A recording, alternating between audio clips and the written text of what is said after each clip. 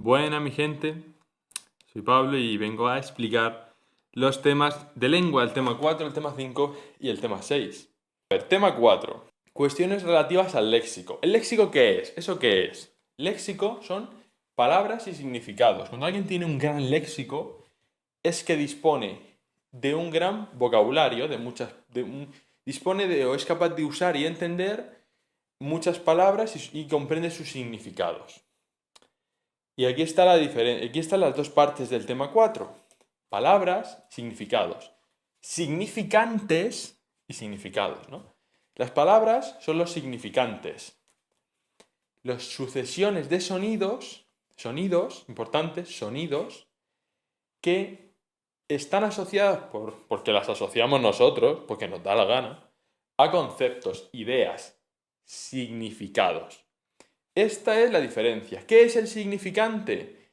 Las palabras, los sonidos. Marmota. Pues esa sucesión de sonidos a ti te ha recordado un animal. Incluso a lo mejor hasta a un día, el día de la marmota, ¿no? Pues eso es un significante y su significado. Los significantes son fónicos, suenan, por lo que son susceptibles a ser modificados fonológicamente, a que tú le metas más sonidos de los que tiene o le quites. En estos casos, esto es lo que trata la parte A del tema 4. Todas las transformaciones que le pueden ocurrir a una palabra, a ese conjunto de sonidos, y cómo suceden, qué sonidos se añaden, cómo se cambian, qué fenómenos lingüísticos ligados a... Yo tengo una palabra, quiero decir la palabra radio, pero un fenómeno lingüístico hace que yo me crea que se dice a radio, y yo diga a radio en vez de radio. Porque como siempre se dice una radio, pues yo no tengo imagen gráfica, no sé cómo se escribe eso. Es como cuando en francés o en inglés escucho una palabra y no sabe dónde termina una y empieza la otra. Por ejemplo, esto es un caso de uno de los fenómenos que próximamente veremos, ¿no? Este tipo de confusiones, errores, dan lugar a estos fenómenos lingüísticos, que son muy variados y es muy importante ver el índice. Si dispones de mis apuntes, ver el índice y decir, vale, voy a entender primero dónde estoy y luego me meto. Porque si te pierdes, si no sabes dónde estás, si estás en ultracorrección, si estás en reducción linfonológica, si estás en añadir sonidos o en quitar sonidos, te puedes perder un poco y puede quedársete la cosa sin estructurar. Por lo que con estas cuestiones previas podemos dar comienzo a la explicación. Yo mismo voy a comentar el índice. Se empieza con la ultracorrección. La ultracorrección, hablaremos más de lo que es, pero se empieza con la ultracorrección. Se sigue con ejemplos de esto y luego se va a la reducción y simplificación fonológica. Que es que sonidos, muchas veces vocálicos, sonidos o grupos de sonidos, sonidos, no letras, no pongas letras, no lo pongas. No, hijo, no. No, mi vida. ¿Cómo me divierto haciendo estos audios, de verdad? No hace una idea. Se dice sonidos, porque lo que son es sonidos. Las letras, los grafemas, son simples representaciones. Aquí estamos hablando de sonidos. Y en el examen, cuando hablemos de este tipo de cosas y la práctica, hay que hablar de sonidos. Sonidos. Por eso es fonológico todo esto. Son sonidos. La reducción o simplificación fonológica, pues es que tú tienes un grupo de sonidos que se simplifica. A lo mejor son dos sonidos diferentes, UE, puerta, y se simplifican a O, porta. Como en gallego, ¿no? La porta. Luego tenemos elisión de sonidos. Tú tienes una palabra y le quitas sonidos. Por ejemplo, comío, en vez de comido, esa D es un sonido que, ¡boom!, te lo has quitado. Luego hablaremos, a lo largo de la explicación, mencionaré en ciertas ocasiones comido, interdental, dental, dental, oclusivo, dental, sonoro, ¿no? Y haré mención quizá haga mención a este tipo de historias, porque algunas pues, me las he aprendido por la cara, básicamente. Dental oclusivo sonoro, exactamente la D. Haré mención a eso. ¿Es necesario hacerlo en el examen? No. Y yo cuando lo mencione, siempre dejaré claro que me refiero a este sonido, el sonido de la R, al sonido de la K, oclusivo del sordo, que lo dice mucho el profe. Entonces hay algunos que el profe los dice mucho y bueno, pues si los pones, si te acuerdas, está bien, ¿no? Como estos audios son para muchos tipos de niveles, hay que ir siempre a lo máximo para favorecer que bueno, todo el mundo pueda nutrirse de estos audios. Por eso habrá luego versiones más reducidas o cosas así, ¿no? Entonces, hay fenómenos de elisión de sonido, quitarle sonido a la palabra, y si es al principio es aféresis, si es en medio es síncopa, si es apócope es al final. Hablaré de las reglas mnemotécnicas para aprenderse cada uno, que yo he usado para aprenderme cada uno. Luego tenemos lo contrario, adición de sonidos, le meto sonidos a la palabra. Si es al principio, prótesis, si es en medio, epéntesis, si es al final, paragoge. Hemos hablado de meter sonidos, quitar sonidos, o sea, quitar sonidos y meter sonidos. Ahora hablamos de cambio de lugar o alteración de la articulación. Metátesis, que es cambiar de lugar. Asimilación, que es hacer que dos sonidos se acerquen. Ahora veremos, vamos a ver, esto es solo la introducción, ¿no? Luego vamos a verlo más lento. Y la disimilación, que es lo contrario de la asimilación.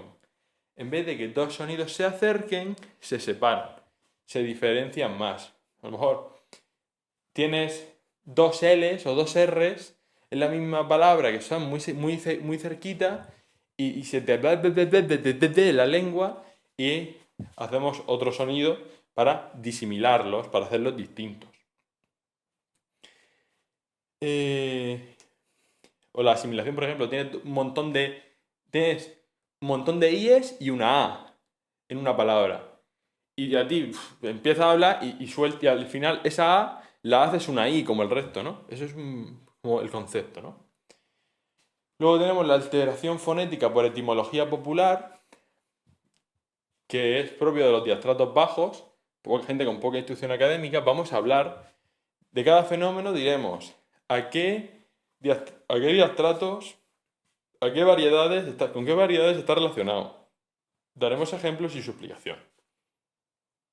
Alteración fonética por etimología popular. Discursión, porque dices discurso, ¿no? Cuando uno discute da un discurso, pues yo qué sé, discursión. Yo qué sé. Ya se pueden crear ahí un montón. Andalia, porque es de andar, ¿no? Y como es de andar, andalia. Y son así. Mondarina, porque como tiene monda, pues esto es lo que vamos a ver ahí, ¿no? Luego veremos la acentuación, que a veces ciertas palabras aceptan doble acentuación. Hay dos formas de acentuarla, es correcto. Y hay otras que solo aceptan una y otra es incorrecta. O otras son incorrectas. Por último, la pronunciación de extranjerismos. Si son crudos, si se adaptan, cómo se adaptan y finalmente los nombres propios.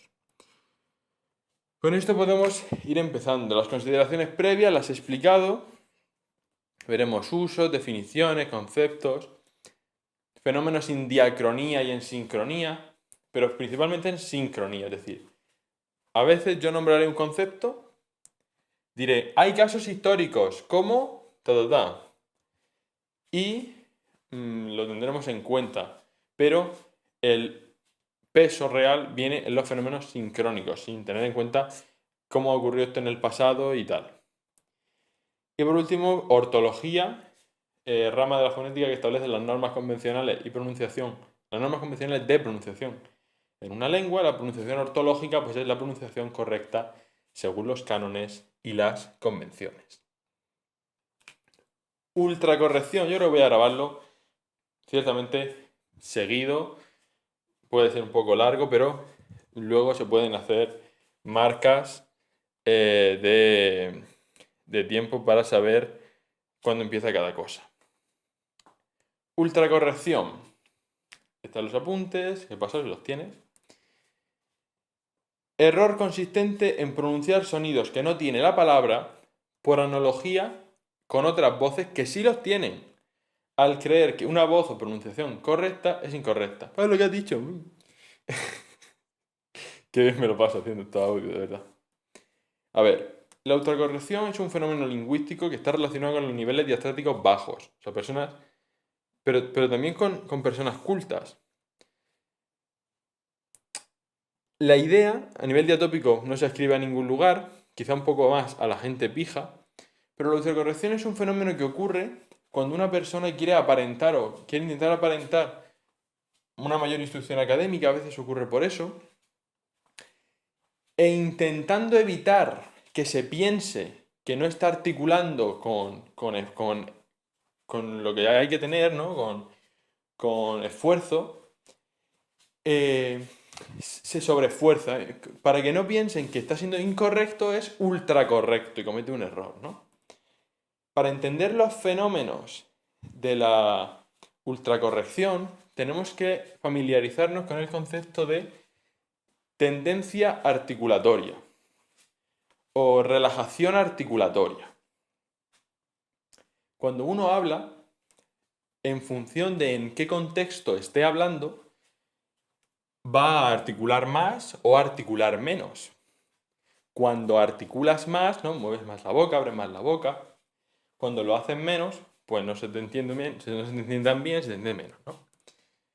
Entonces, la relajación articulatoria tiene unas tendencias.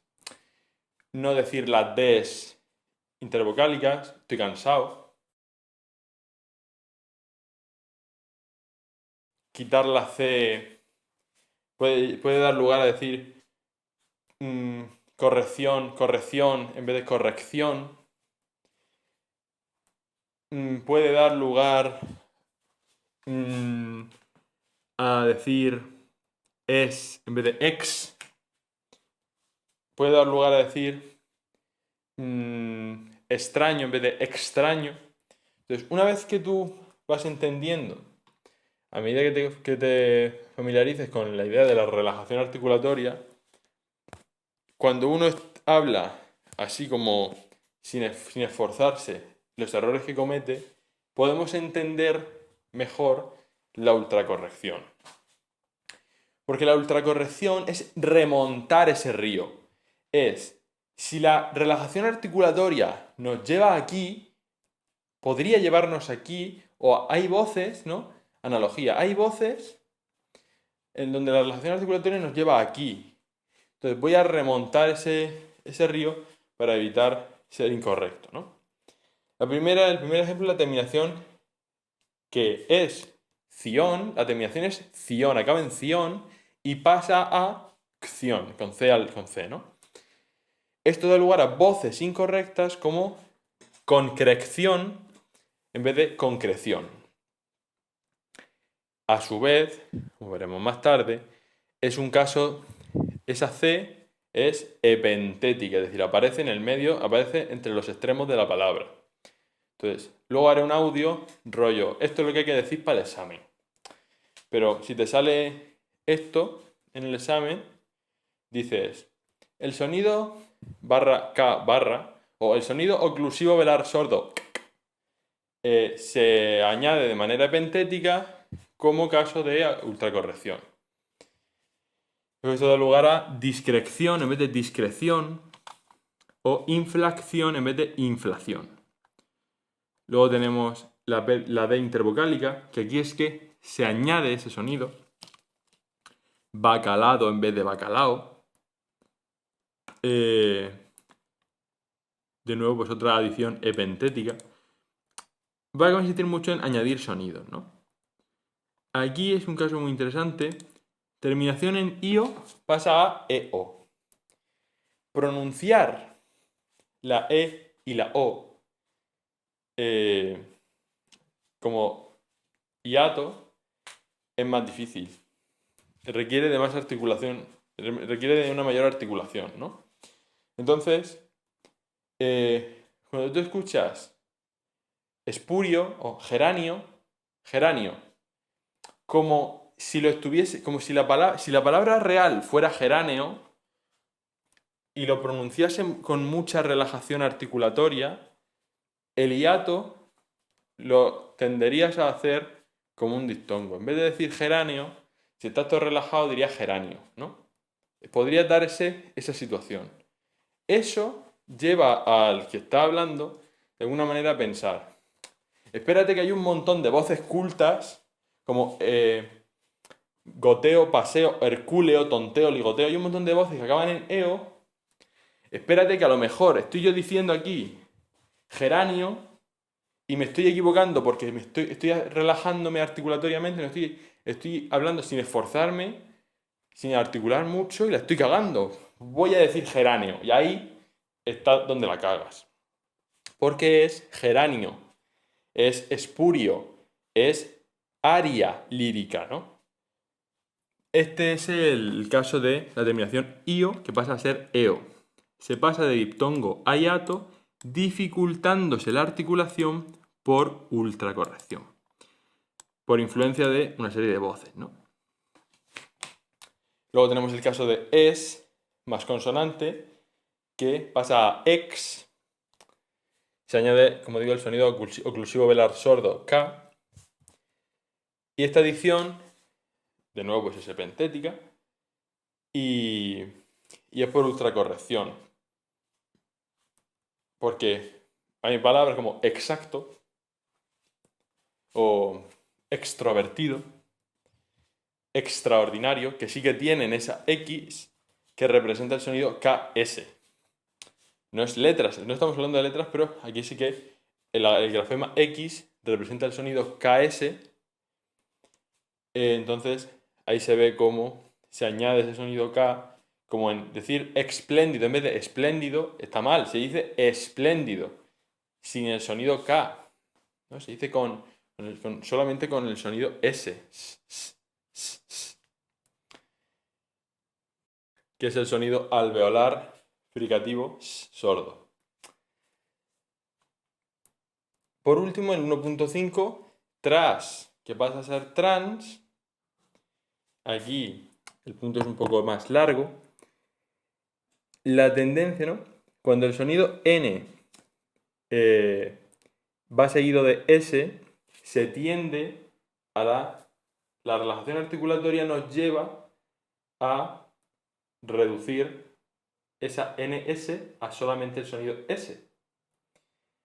Entonces, la gente, en vez de... Claro, por ejemplo, ¿no? El ejemplo de la relajación articulatoria. Que uno diga transparente en vez de transparente. Pues para evitar cometer ese error, se le mete la N a voces que no la tienen. Y entonces alguien dice traslado en vez de traslado. O dice trasnochar en vez de trasnochar. Y este es el error de ultracorrección de tras a trans. Normalmente, cuando veas que una voz tenía una forma, cuando veas un error, si hay un error y había una forma de articular la palabra, ¿no? ¿Cómo identificar? Eso es, ¿cómo identificar la ultracorrección? Ahora que hemos visto los casos. Tú ves la palabra y dices, esto está mal, aquí han hecho una cosa, algo. Puedes pensar, ¿le han metido sonidos? ¿Cómo se pronuncia la palabra de verdad? Correctamente, ortológicamente.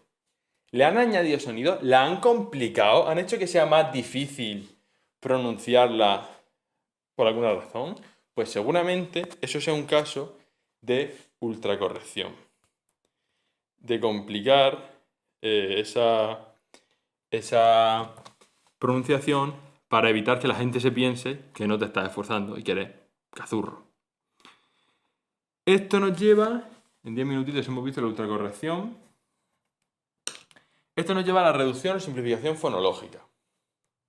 A ver, El fenómeno de la diptongación es propio de diastratos o sociolectos bajos, o sea, personas con poca formación académica. Surge, aquí ya no estamos hablando de ultracorrección. Siguiente apartado, ¿no? Cambiamos mindset. Este fenómeno de la reducción o simplificación, ¿no? Más simple. La ultracorrección es lo contrario, más complicado.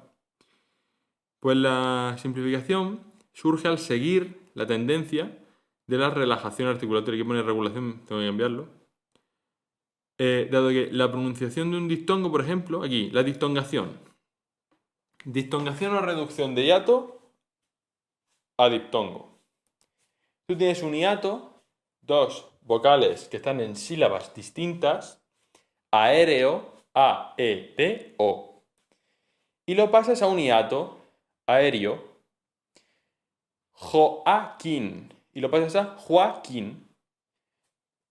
Este fenómeno ocurre al seguir la tendencia de la relajación articulatoria. Aquí nos tiramos por el río. En la ultracorrección lo remontábamos.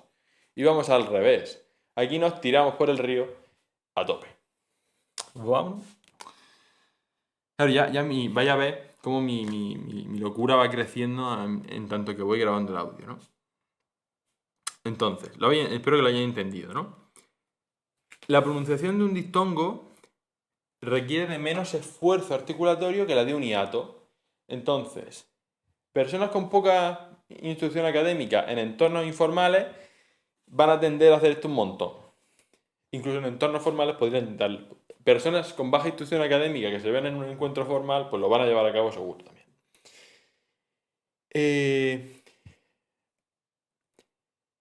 A pesar de hablar de relajación articulatoria, la diptongación no solo está relacionada con variedad diafásica. No es que tú estés hablando en un entorno formal y ya no hagas la diptongación y hables y pronuncies las palabras correctamente, ¿no? Sino que está relacionado con la instrucción académica. También puede haber ciertas zonas diatópicas, ¿no? Variedades diatópicas que tengan más tendencia a estos fenómenos. Y ejemplos pues son aéreo, está bien dicho, pero aéreo no, Joaquín por Joaquín, línea por línea, maestro por maestro, traerá por trae o traerá, son ejemplos de este fenómeno de la reducción o simplificación fonológica. Claro, hay casos donde no se puede aturullar con la ultracorrección y con esto. Tienes que pensar, ¿el resultado es más difícil de pronunciar o más fácil? Y si es más difícil, será caso seguramente de ultracorrección.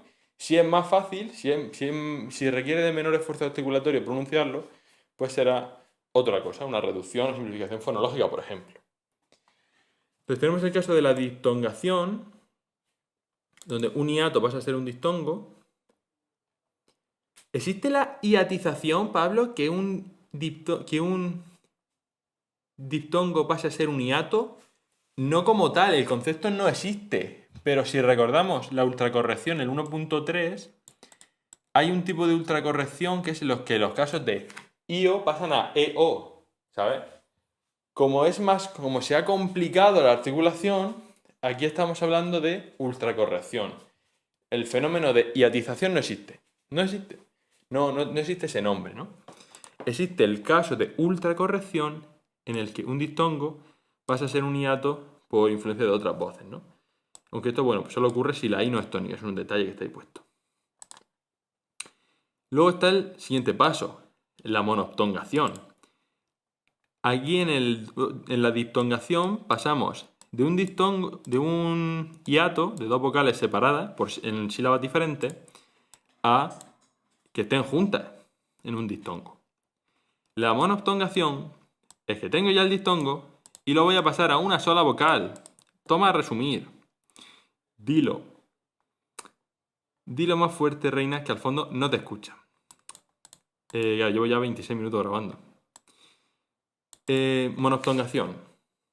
Fenómeno lingüístico que consiste en la reducción de un hiato a un sonido vocálico único. De nuevo, es fruto de relajación articulatoria, ¿sí? Simplificar. La voz que resulta no es aleatoria. Hay tendencias a pronunciarlas de una forma, tipo, no es pueblo, no pasa a ser poblo por la cara. No se elige la O de manera aleatoria, sino que hay una serie de características que tienen los sonidos que se sustituyen, ¿no? Las vocales al monoftongar, en función de qué vocales van a ocurrir unas cosas u otras. O sea que en algunos casos será un trueque de sonidos. Tú tienes la U y la E y acabas diciéndose pueblo, poblo. O en otros casos será una síncopa, se perderá un sonido, como friego, en vez de friego, decir frego. Ejemplo de monoptongación: frego en vez de friego, rego por riego, 20-30 por 20 y 30, pueblo por pueblo, Eugenio por Eugenio, o lo que lo hacemos mucho, estadounidense por estadounidense. Punto 2.3. Reducción de grupos consonánticos cultos: CN, GN, MN, PN, PS, PT, BS, NS, ST, PT, CT, hay un montón. Aquí hay una explicación en los apuntes al respecto, pero el resumen es que por razones etimológicas estos grupos consonánticos se han quedado en nuestra lengua. Las grafías estas grafías han adquirido cierto prestigio, están en el ámbito científico-técnico y esta importancia que tienen es lo que ha hecho que se hayan mantenido sin reducirse, sin perderse en la norma, en el lenguaje. Sin embargo, hay fenómenos que las reducen, pero no están aceptados. Ejemplos. Decir afectar está bien. Esa CT pues viene de un contexto latino. No de que sea de Latinoamérica, sino que es del latín. Por si acaso. Entonces, decir afectar está bien, pero decir afetar, ¿no? Síncopa, quitar la C. Claro, es que aquí los fenómenos se mezclan, pero reducción de grupos consonánticos. Voy a intentar no decir lo otro porque no lo he explicado todavía. Pero reducción de grupos consonánticos. Afetar en vez de afectar. Conflicto por conflicto. O doctor por doctor. Aquí hay un montón de. Aquí hay ejemplos y aquí hay un montonazo de ejemplos si buscas. Pero concepto por concepto. Descriptor por descriptor. Tú tienes unos grupos consonánticos cultos que se han mantenido etimológicamente porque tienen prestigio, pero que personas con baja instrucción académica van a tender a simplificarlo y hacerlo más simple, ¿no? Y por último, respecto a la reducción, tenemos la reducción del sonido KS, que se representa ortográficamente, ¿no? El grafema es la X, pero es el sonido KS. Y pasa a ser una S solo. El sonido se pierde, relajación articulatoria. ¿Ciertas variedades diatópicas pueden tener más tendencia a hacer esto? Puede ser. Es un tipo de pronunciación que no se recomienda en el habla esmerada, es más propia del habla informal. Cuando, pues eso, te relajas articulatoriamente, ¿no? Examen por examen, éxito por éxito, expectante por expectante, explícito por explícito. Aquí hay 3 párrafos que explican que, bueno, pues depende de dónde esté la X, el grafema X, depende de dónde esté el sonido KS, se va a pronunciar de una manera o de otra. Si está al principio, el sonido, si el grafema X está al principio, como en xilófono, xenofobia, pues se dice solamente con la S, xilófono. Nadie dice xilófono o xenofobia, ¿no? Y esto pues aquí pues te lo plantea para que lo tengas en cuenta, ¿no? Que dependiendo de dónde esté el grafema X, dependiendo de dónde se ubique, va a representar un sonido u otro.